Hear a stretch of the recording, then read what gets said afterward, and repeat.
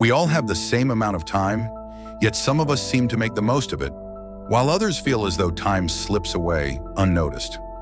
How is it that some people can live with purpose, while others find themselves distracted, lost in the noise of the world? Today, I'd like to share with you a simple truth. Time is your greatest gift, but only if you choose to use it wisely. Hello, my friend. I'm glad you're here with me. Today, I want to talk about something that affects us all: how to use your time wisely without falling into the trap of distraction. In the world outside, distractions are everywhere.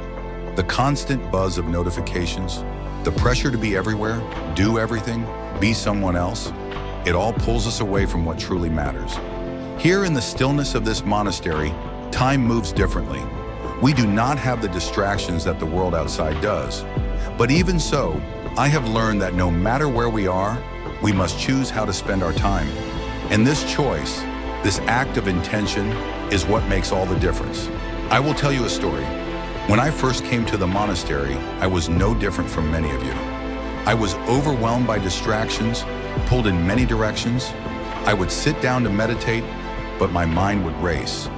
Thoughts about work, relationships, the future, these thoughts would not stop.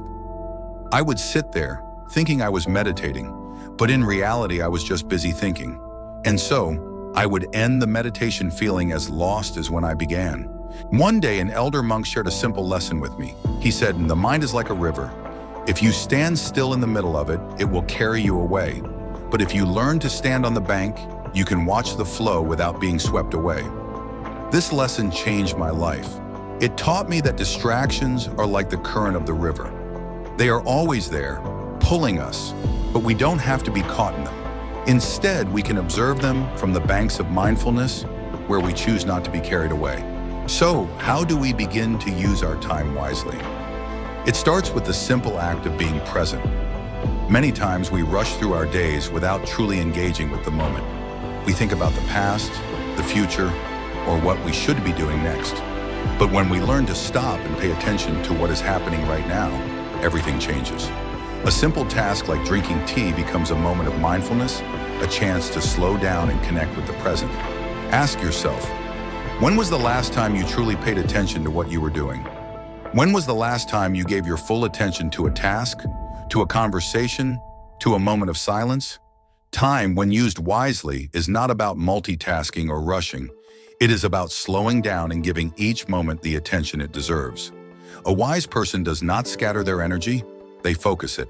Another practice that has helped me greatly is learning to prioritize. In the monastery, our days are simple, focused on our purpose. Every action, whether it's sweeping the floor or sitting in meditation, has its place. In the world outside, we often feel we must do everything all at once. But this is where distractions begin. In our inability to say no, in our lack of clarity about what really matters. To live without distraction, we must learn the art of prioritization, choosing what is most important and letting go of the rest. Here's a question for you. What are you giving your time to?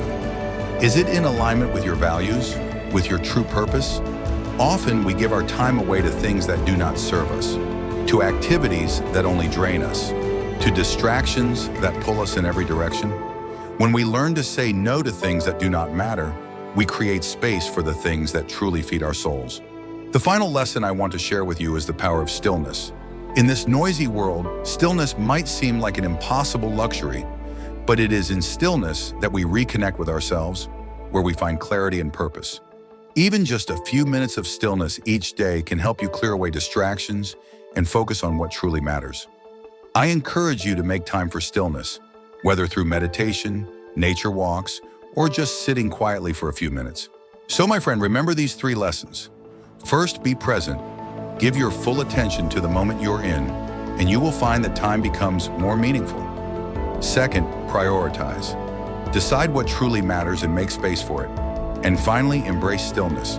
In stillness, you will find the clarity you need to focus your time on what is truly important.